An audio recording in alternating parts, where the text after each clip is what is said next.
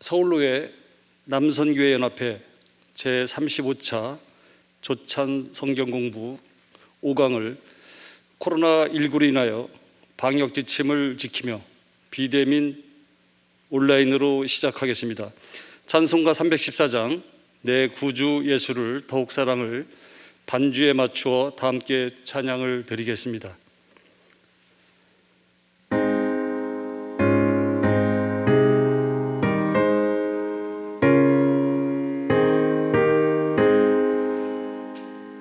내 구주 예수를 더욱 사랑 엎드려 비는 말 들으소서.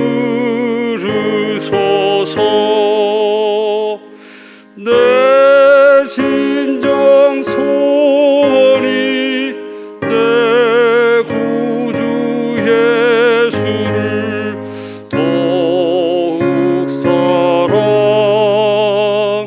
더욱 사랑. 이전에 세상 나 기뻤어도 지금 내 기쁨은 오직 예수. 다만 내 비는 말 내 구주 예수를 더욱 사랑 더욱 사랑. 이 세상 떠날 때 찬양하고 숨질 때 하는 말 이것일세. 다만 내 비는 말 내 구주 예수를 더욱 사랑 더욱 사랑. 아멘. 본회 수석부의장이신 김원훈 장로께서 조찬 성경공부를 위해 기도해 주시겠습니다. 같이 기도하시겠습니다.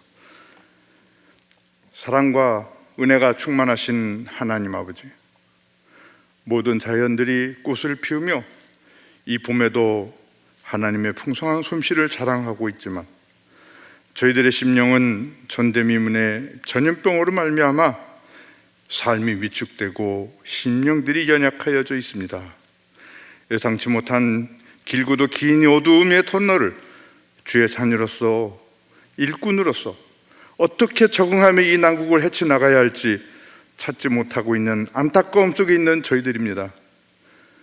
주님께서 저희들을 어여삐 여기사 귀한 말씀의 종 김영진 목사님을 세워주셔서 성령의 도우심을 받아 지난 한 달여간 귀한 조찬 성경 공부를 통하여서 은혜의 말씀으로 저희들의 심령이 새로워지게 인도하여 주시니 감사와 찬송을 돌려드립니다.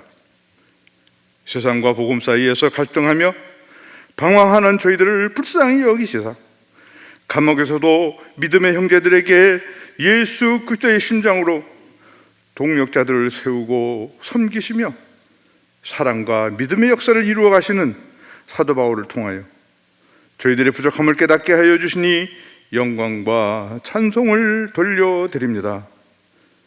환경의 어려움이 문제가 아니라 저희들의 심령 속에 주님만을 온전히 바라보며 성령의 도우심을 따라 우리들의 동역자들과 함께 이루고 나누며 함께 믿음의 소망을 풍성하게 해나가는 것이 무엇보다도 필요한 귀한 땜을 깨닫게 하여 주시니 감사드립니다. 이제 저희들도 지금의 모든 환경이 오히려 주님께서 우리 각자에게 주님의 자녀된 도리를 온전히 이루어갈 수 있도록 섭리 속에 이끄시고 계심을 깨닫사오니 더 회개하며 겸손하여져서 맡겨주신 사명을 되새기며 끝까지 주의 일을 감당하는 주의 자녀들이 되게 인도하여 주옵소서. 사도 바울이 빌레몬과 오네시모를 사랑하며 주께서 맡겨주신 사랑하는 성도들과 함께 감옥에서도 사랑으로 기쁨과 위로를 주고받듯이 저희들도 세워두신 동역자들과 함께 서로 존중하고 세우고 기도하며 주님 앞에서 맡겨주신 달란트를 온전히 복음 위하여 헌신하는 주의 일꾼들이 되게 인도하여 주옵소서. 저희들 가운데에는 모든 이들의 생명이 되시는 주님의 말씀만이 우리들의 삶의 기준이 되게 하여 주셔서 저희들을 통하여서는 이웃들에게 주님의 사랑만이 증거되고 전하여 줄 수 있도록 은혜를 베풀어 주옵소서. 코로나와 같은 세상의 어려운 환경이 오히려 저희들의 심령을 새롭게 하여 주셔서 동역자 한 사람 한 사람을 만나고 세우는 귀한 시간이 될 수 있도록 인도하여 주시옵소서. 그를 통한 주 안에서 더 큰 기쁨과 평안을 누리는 우리 남성교회가 되게 역사하여 주옵소서. 저희들뿐만 아니라 저희들과 함께 하기를 원하는 모든 이웃들에게도 하나님의 선하심과 온전하심이 드러나는 선교회가 되게 은혜를 베풀어 주옵소서. 사랑의 주님이시여, 오늘도 주님께서 주님의 사랑하시는 우리 김영진 목사님을 통하여서 은혜의 말씀으로 성령이 충만케 하여 주실 줄 믿습니다. 저희들의 영혼이 더 밝아져서 동역자들 간의 사랑과 믿음이 더욱더 충만하여지게 인도하여 주옵소서. 저희들도 사도 바울처럼 주님이 주시는 기쁨과 평안이 넘치게 하여 주시옵소서. 그리하여서 저희들에게 주어진 사명을 기쁨으로 감당할 수 있도록 인도하여 주옵소서. 남성교회 김대준 회장을 중심으로 하여서 모든 임력원들이 하나 되어 자녀된 도리를 잘 감당할 수 있도록 역사하여 주옵소서. 지금 이 시간에도 멀리 해외에서 주의 명령을 따라 복음을 증거하고 있는 실천의 삶을 감당하고 계시는 선교사님들을 기억하여 주시고 그들을 주의 날개 아래 품으셔서 세상의 어떠한 광풍도 그들을 해치 못하게 지켜 주옵소서. 주님의 자비하심과 인도하심이 저희들의 믿음이 풍성하게 인도하여 주시기를 간절히 소원하며 우리 주 예수 그리스도 이름으로 기도드립니다. 아멘. 제35차 조찬 성경공부 강사이신 문화교회 김영진 위목사님께서 나로 기쁨을 얻게 하라 빌레몬서 말씀으로 귀한 말씀 전하실 때에 많은 은혜 받으시기 바랍니다. 오늘 빌레몬서 성경 공부 오늘로 이제 마지막 5번째 시간이 되겠습니다. 먼저 오늘 우리에게 주신 말씀 함께 읽겠습니다. 빌레몬서 1장 20절부터 25절까지입니다. 제가 읽겠습니다. 오 형제여, 나로 주 안에서 너로 말미암아 기쁨을 얻게 하고 내 마음이 그리스도 안에서 평안하게 하라. 나는 내가 순종할 것을 확신함으로 내게 썼노니 내가 말한 것보다 더 행할 줄을 아노라. 오직 너는 나를 위하여 숙소를 예비하라. 너희 기도로 내가 너희에게 나아갈 수 있기를 바라노라. 그리스도 예수 안에서 나와 함께 갇힌 자 에바브라와 또한 나의 동력자 마가 아리스다고 데마 누가가 문안하느니라. 우리 주 예수 그리스도의 은혜가 너희 심령과 함께 있을지어다. 아멘.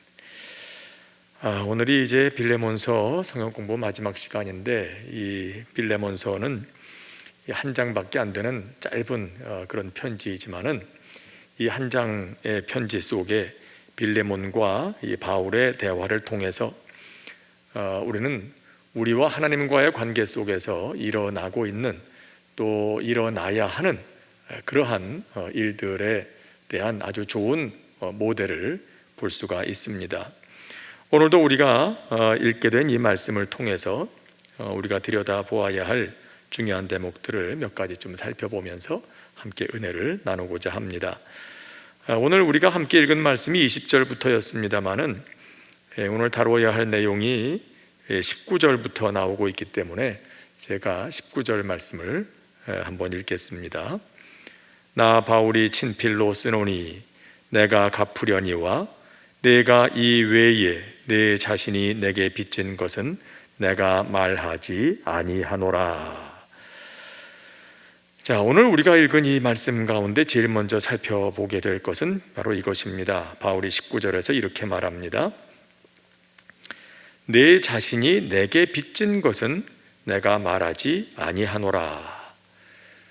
여기서 내가 누구고 또 너는 누굴까요? 여기서 너는 빌레몬이죠. 그리고 나는 바울 자신을 얘기하죠. 그러니까 내가 내게 빚진 것은 내가 말하지 않겠다. 빌레몬이 바울에게 빚진 것에 대해서는 내가 더 이상 말하지 않겠다. 바울이 더 이상 얘기하지 않겠다. 자, 이런 말로 봐서 무엇을 생각하게 됩니까? 아하, 이 지금 빌레몬이 바울에게 뭔가 빚진 게 있나 보다. 빌레몬이 바울에게 뭘 빌려갔나? 돈을 빌려다 썼나? 아니면 다른 어떤 빚을 졌나? 여러분 어떻게 생각하십니까? 과연 빌레몬이 바울에게 무슨 빚을 졌을까요? 뭔가 지금 약점 잡힌 게 있어서 바울이 이렇게 의기양양하게 빌레몬에게 요구하고 있는 걸까요? 그런 건 아닙니다. 여기서 바울이 얘기하고 있는 그 빚이라는 것은 빌레몬이 바울에게 진 빚은 이건 복음의 빚인 것입니다. 사랑의 빚입니다. 빌레몬도 바울을 통해서 복음을 들었습니다. 그리고 구원을 얻었습니다. 그런데 바울은 그 빚을 나에게 갚아라, 바울 자신에게 갚아라 말하지 않습니다. 그에게 진 빚을 이제 다른 사람에게 갚으라고 요구하고 있습니다. 누구에게 갚으라는 겁니까? 내게 진 이 빚을 나에게 갚으라 그렇게 말하지 않을 테니 그 빚을 오네시모에게 갚으라는 겁니다. 좀 그런 얘기를 하고 있습니다. 여러분, 이것이 복음적인 삶의 방식이겠죠. 우리는 모두가 그리스도인으로서 그리스도로부터 다 빚을 진 사람들입니다. 어떤 빚을 졌을까요? 사랑의 빚을 졌지요. 복음의 빚을 졌지요. 구원의 빚을 졌습니다. 그리고 이제는 모두가 이러한 사랑의 빚진 자로 살아가게 되어 있습니다.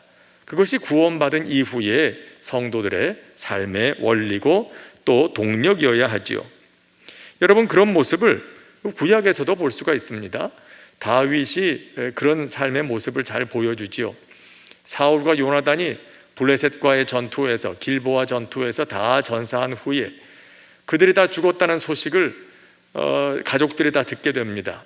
그때 요나단의 아들이 있었어요. 무비보셋이라고. 근데 그 아들이 그때 5살이었는데 이 어린 아이를 돌보던 유모가 그 아버지가, 할아버지가 다 전쟁에서 죽었다는 소식을 듣고 깜짝 놀라가지고 이 아이를 품에 안고 피난을 가다가, 도망가다가 그만 잘못해서 아이를 떨어뜨리고 말았어요. 근데 그때 이 아이가 부상을 입어가지고 다리를 다쳐가지고요, 평생 다리를 저는 장애를 가지게 됩니다. 그리고 그가 왕족이기 때문에 그의 생명을 찾는 사람들을 피해서 몰래 숨어서 살고 있었던 거지요. 근데 나중에 다윗이 이제 왕권을 다 확립한 후에, 주변에 있는 모든 대적들을 다 평정한 후에 한참 시간이 흐른 다음이죠. 그 다음에 이제 사울의 가족들을 수소문해서 찾게 됩니다. 죽이려는 게 아니었어요. 그에게 갚아야 할 빚이 있었던 거죠. 그게 뭘까요? 그가 이렇게 말합니다. 사울의 집에 아직도 남은 사람이 있느냐? 내가 요나단으로 말미암아 그 사람에게 은총을 베풀리라. 요나단에게 진 빚이 있었어요.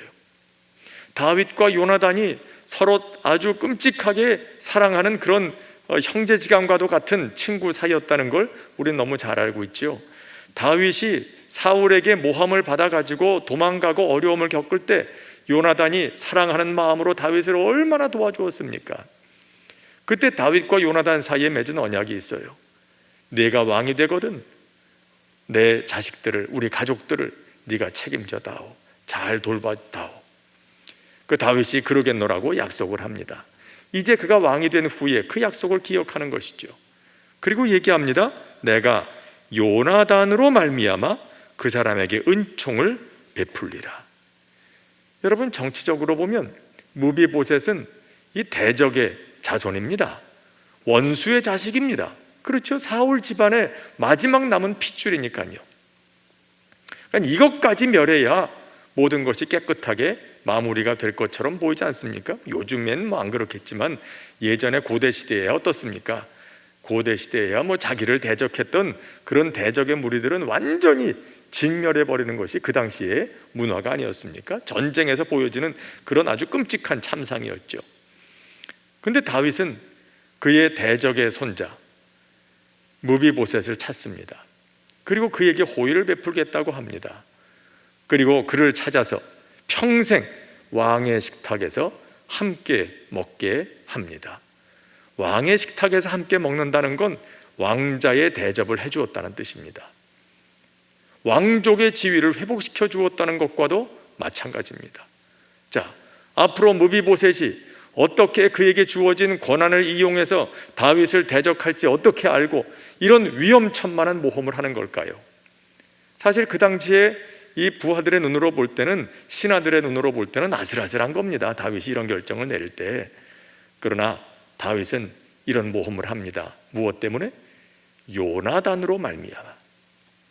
사울을 봐서는 무비보셋이 은혜를 받을 자격이 없습니다. 그러나 다윗은 요나단으로 말미암아 무비보셋에게 은혜를 베풉니다. 여러분, 이것이죠. 그에게 빚진 그 요나단에게 진 사랑의 빚을 그의 아들 무비보셋에게 갚고 있는 이 다윗의 모습.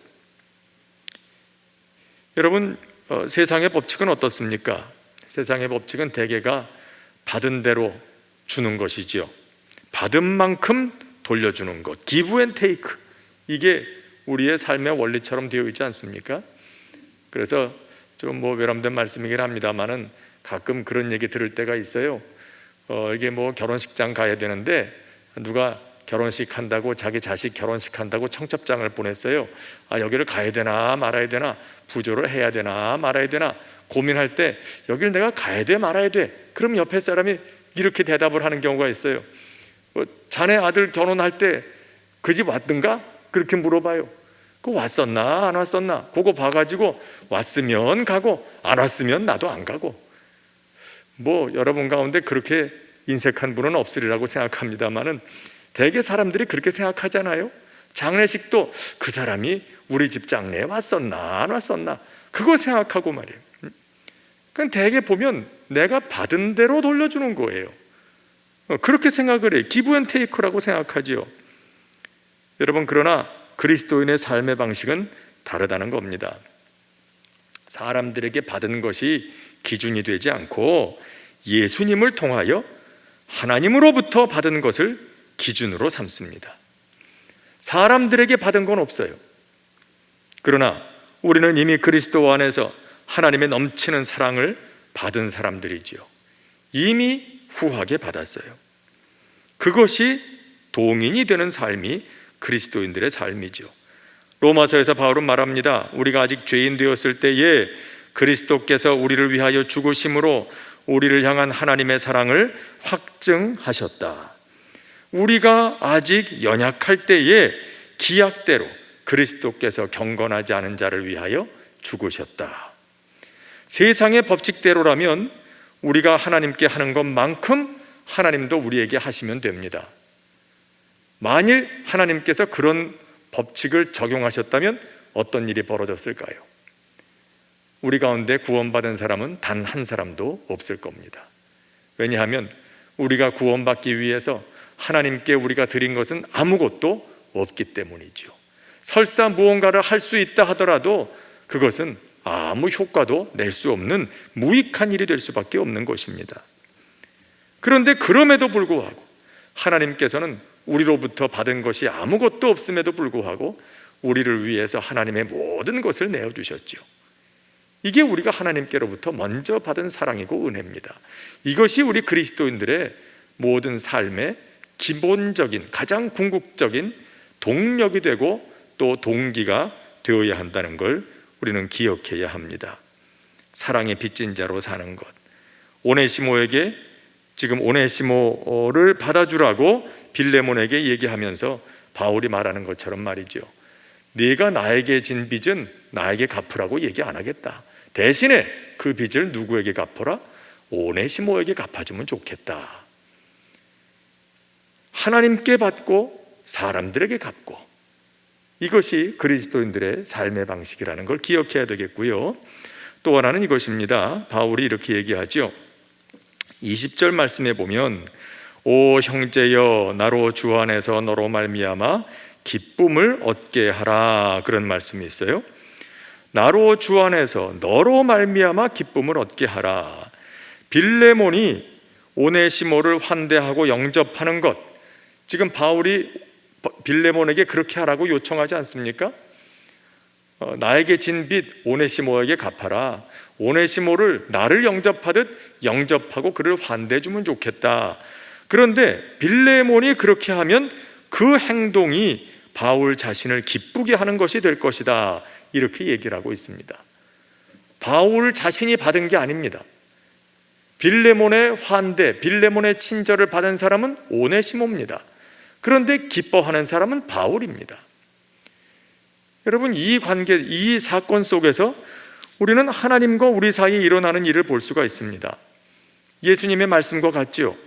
예수님께서는 지극히 작은 자 하나에게 한 것이 곧 내게 한 것이다, 그렇게 말씀하시지 않습니까?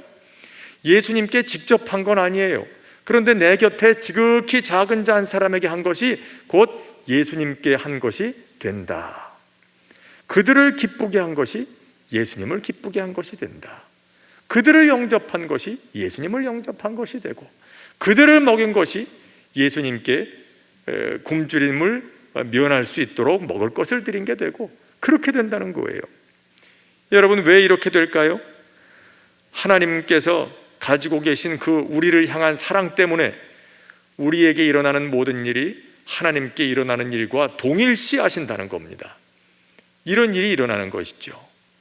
복음서에도 보면 수로보니게 여인이 귀신 들린 딸을 고쳐달라고 예수님께 데리고 오지 않습니까? 이 딸을 보면서 이 어머니는 자기가 고통을 당하는 것처럼 고통스러워합니다. 왜 그럴까요? 부모는 자녀에게 일어나는 일이 자기에게 일어나는 일인 것처럼 똑같이 경험을 합니다. 그들이 아프면 부모도 함께 아파하고요, 그들이 기뻐하면 부모도 똑같이 기뻐하죠. 그 둘 사이에 사랑이라는 끈으로 연결되어 있기 때문에 동일한 것을 경험하게 되어 있는 거예요. 하나님과 우리 사이에도 이런 일이 일어난다는 것이죠. 그래서 우리 곁에 있는 누군가가 나로 인해서 상처를 받았다, 상처를 입었다, 그렇다면 그의 마음이 아픈 만큼 우리는 하나님의 마음을 아프게 해드렸다는 사실을 알아야 됩니다. 그건 그 사람만의 일이 아니에요. 하나님께 일어나는 일이기 때문에 그래요. 정반대로 누군가가 위로를 받았다고 합시다, 나로 인해서. 그렇다면 위로받고 평안해진 그 마음은 곧 하나님께서 느끼시는 것과 같다는 것이에요.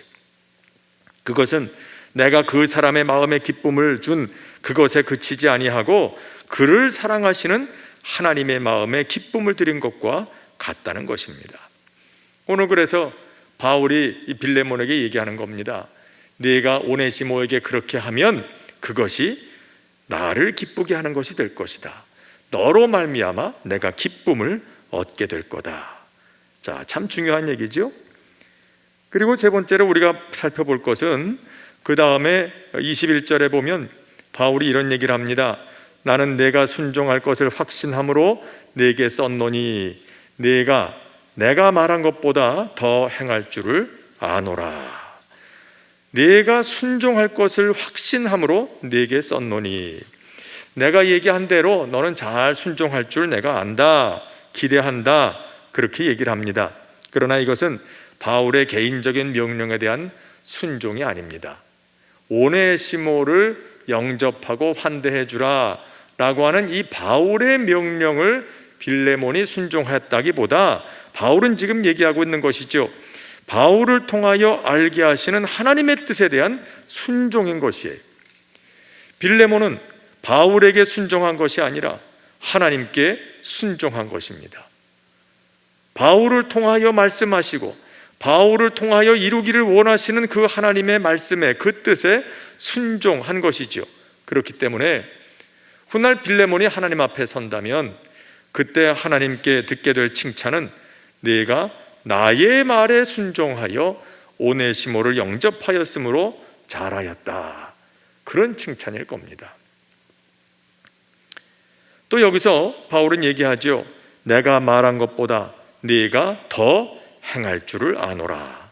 참 이건 아름다운 얘기입니다. 그리고 우리가 어떤 자세로 하나님께서 내게 맡겨주신 모든 일들을 감당해야 하는가 하는 것을 아주 잘 보여주는 대목이기도 합니다. 내가 말한 것보다 더 행할 줄을 아노라. 바울은 빌레몬이 바울이 하는 요청을 보다 더 적극적인 태도로 이행해 줄 것이라고 지금 기대하고 있습니다. 어떤 걸 얘기하는 걸까요? 이 말은 빌레몬이 오네시모를 노예로부터 해방시켜 줄 것을, 그리고 자유인으로서 다시 바울에게로 보내줄 것을 지금 바울이 기대하고 있다. 네가 그렇게 해줄 거로 나는 기대한다. 이걸 지금 그 속에 담아서 이런 말을 하고 있는 겁니다. 자, 우리가 이 빌레몬서를 바울이 왜 써서 보내는지 알고 있죠? 단순히 오네시모 용서해주고 다시 받아줘라 이런 의도가 아니지 않습니까? 바울은 오네시모를 그 곁에 두고 함께 동력하고 싶은 마음이 있어요. 그는 내 신복이다. 심장과 같이 중요한 역할을 해야 할 사람이다. 이제 보니 그럴 만한 그릇이다. 그러니 내가 곁에 두고 그와 함께 일할 수 있도록 너는 그를 풀어주고 노예의 신분에서 자유하게 해주고 그리고 나에게 다시 돌려보내주면 좋겠다. 그런 마음을 여기 담은 거예요. 그게 내가 말한 것보다 더 행할 줄을 안다. 그렇게 지금 얘기하고 있는 것이죠.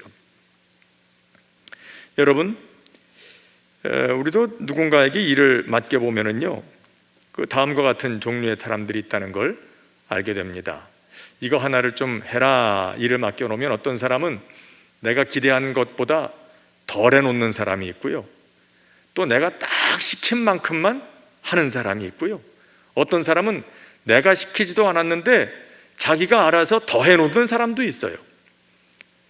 만일 여러분들이 그런 일을 경험했다고 하면 누구를 더 칭찬하시겠습니까?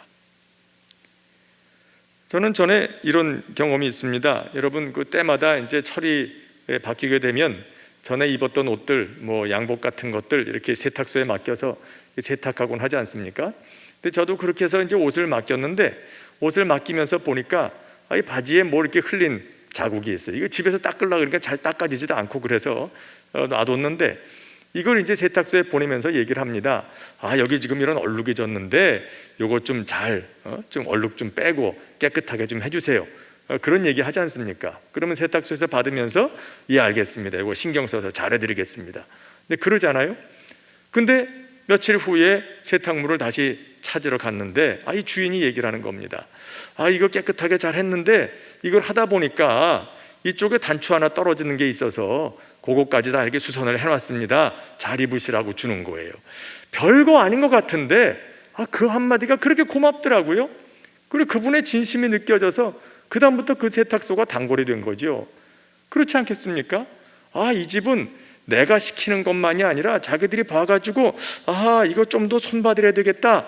그러면 그것까지 조금 더 해주는 집이구나.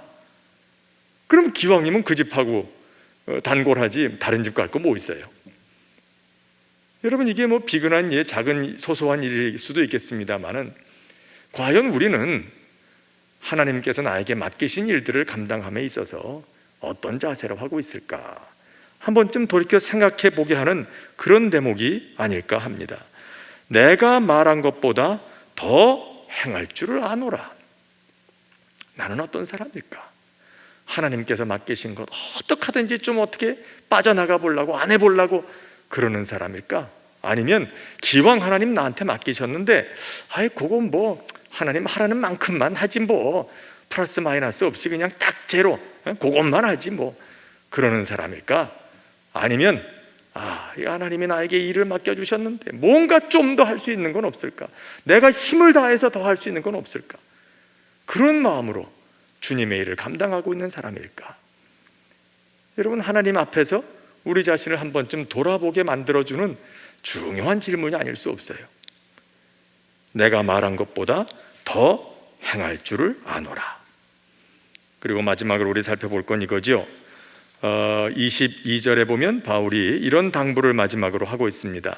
물론 이제 사람들에 대한 인사를, 안부를 전해달라고 하는 그런 당부도 마지막에 나오지만, 그러나 본론적인 내용에서 바울이 이제 빌레몬에게 하는 말 중에 마지막 당부가 22절에 나오고 있죠.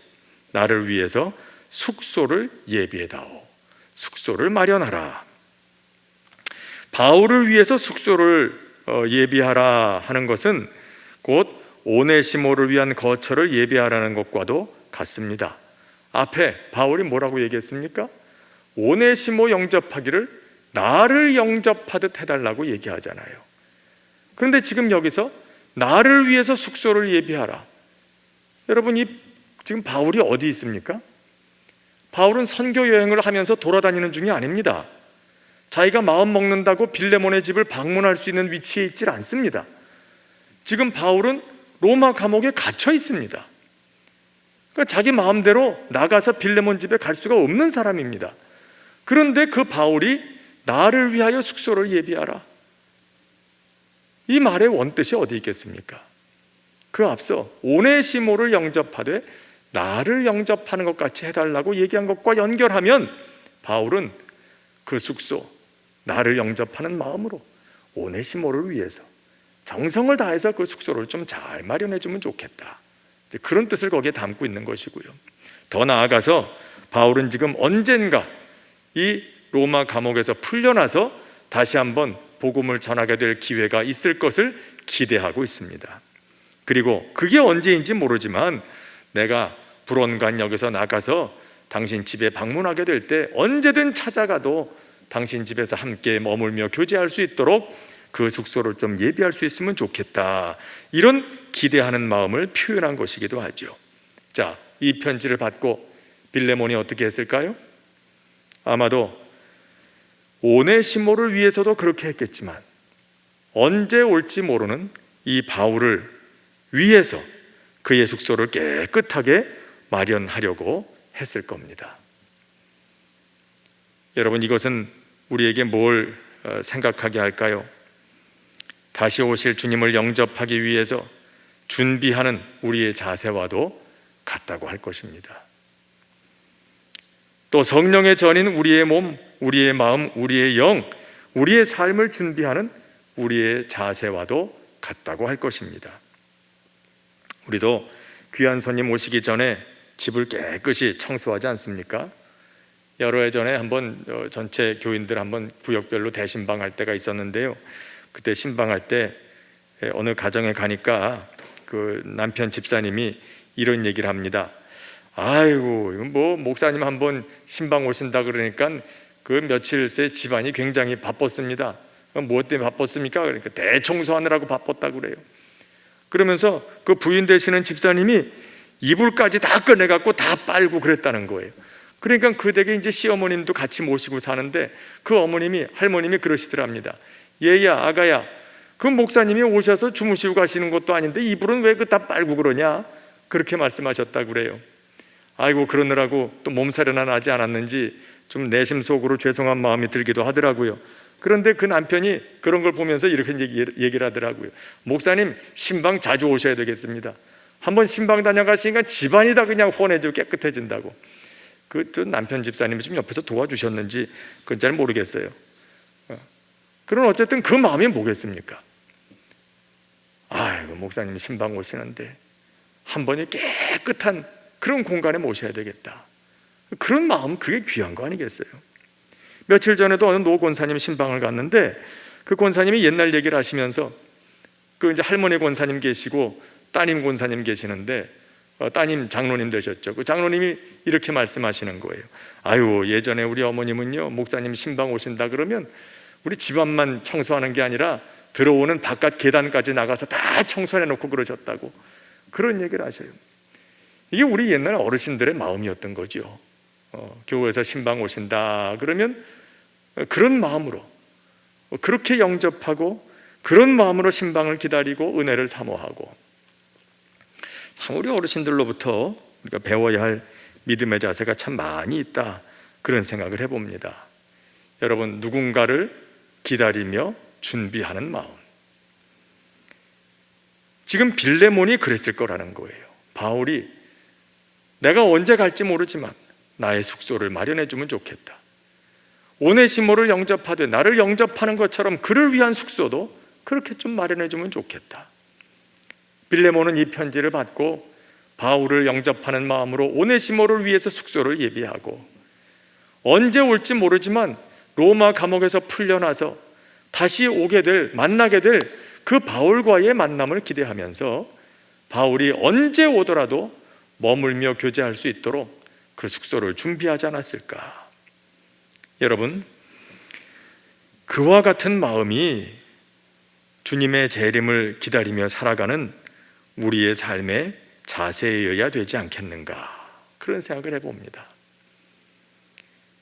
빌레몬이 바울의 숙소를 예비하듯 그렇게 다시 오실 주님을 영접할 준비하며 사는 것, 우리의 몸을 준비하고 우리의 마음을 준비하고 우리의 영을 준비하고 주님 오실 그날을 준비하며 사는 것, 그것이 우리가 살아가야 할 마땅한 삶의 모습이다, 그런 생각을 해보게 됩니다. 여러분이 빌레몬서는요, 참 이 짧은 편지지만 아주 구절구절 깊이 읽어보면은요, 이 속에 우리 신앙생활의 A부터 Z까지 다 있는 것 같은 느낌이에요. 우리가 어떻게 구원을 얻었는가, 그 구원의 핵심이 이 속에 들어있고요, 또 구원받은 백성이 어떻게 살아야 하는가, 구원받은 사람들, 성도들은 어떤 사람들인가, 다시 오실 주님을 기다리면서 우리는 어떤 삶을 살아야 하는가, 이런 모든 것들이 이 짧은 편지 안에 다 들어가 있어요. 바울의 한마디 한마디 속에 이런 복음의 진수가 다 녹아 들어가 있다는 거죠. 그런 의미에서 이 빌레몬서는 짧다는 이유 때문에 결코 소홀히 할 수 있는 편지는 아니다라는 생각을 읽을수록 하게 됩니다. 여러분, 비록 우리 5주 동안에 잠깐 짧게 이 빌레몬서를 한번 다뤄보았습니다마는, 이런 내용들을 여러분들이 기억하시면서 이걸 기초로 하시면서 다시 한번 빌레몬서를 꼭 이렇게 한 구절 한 구절 읽어 나가시다 보면 더욱더 깊은 은혜가 여러분들에게 있고, 또 삶이 하나님 주시는 은혜로 더 풍성해지리라고 생각해 봅니다. 모쪼록 이런 은혜가 우리 남성교회 회원 여러분 모두와 함께 하시고, 또 여러분들의 삶에도 그런 은혜가 충만하게 되기를 바랍니다. 기도하겠습니다. 은혜로우신 하나님 아버지, 지난 5주간 동안 빌레몬에게 써서 보낸 바울의 짤막한 편지를 함께 읽어가면서 그 구절구절을 통해서 우리로 생각하게 하는 그 모든 부분들을 또 저희들이 돌아보게 하여 주신 줄로 믿습니다. 그 가운데에서 우리로 깨닫게 하시고 또 새로워지게 하시고 새롭게 결단하게 하시고 또 그를 통해서 하나님께 영광 돌리게 하시는 하나님의 그 뜻이 있는 것을 압니다. 아버지 하나님, 우리 모든 남선교회 회원들이 다 이 말씀과 함께 더욱더 하나님의 마음을 깊이 알고 또 그 말씀 그 뜻에 바르게 응답하며 매 순간 하나님의 영광 드러내는 복된 삶의 주인공들이 되게 하여 주시옵소서. 예수님의 이름으로 기도합니다. 아멘. 귀한 말씀 감사드립니다. 본회 회장이신 김대진 장로님의 인사 말씀과 광고가 있겠습니다.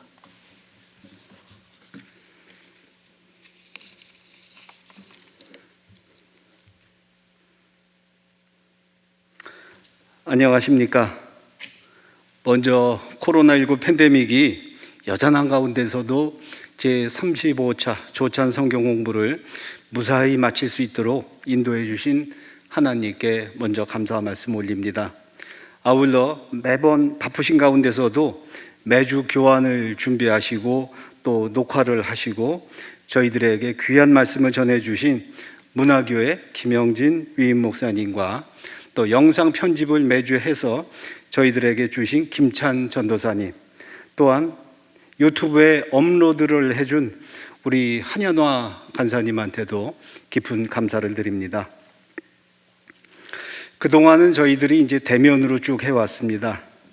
그래서 그 정해진 틀에서 벗어나 가지고 금년에는 코로나 때문에 어쩔 수 없는 상황이었지만 그래도 저희들이 공부는 계속 해야겠다 하는 그런 생각을 가지고 저희들이 영상으로 하게 됐습니다. 이렇게 영상으로 하다 보니까 어떤 면에서는 시간을 맞추기 어려워서 매주 월요일 날 아침 7시에 나오기가 좀 불편하신 분들도 계셨을 겁니다. 그러나 이번에 이렇게 영상으로 하다 보니까 그 시간에 못 맞추더라도 본인이 원하는 시간에 편하게 공부를 할 수 있어서 이것 또한 어떻게 생각하면 참 감사한 일이다, 이런 생각도 해보게 됩니다. 백신 접종이 조금씩은 낮아지고 있는 것 같습니다. 뭐 저희들이 맞고 싶다고 해서 바로 맞을 수 있는 건 아니지만 가급적이면 정해졌을 때 백신을 다 좀 접종하시고 가을에는 저희들이 대면으로 여러 회원님들을 만날 수 있으면 정말 좋겠습니다. 그때까지 여러분들 건강하시고 여러분들의 가정과 섬기시는 교회와 일터에 우리 하나님이 늘 함께 해 주시기를 기도하겠습니다. 감사합니다. 광고 말씀 마저 드리겠습니다. 총무님이 사정이 있어서 오늘 참석을 못 하셨습니다.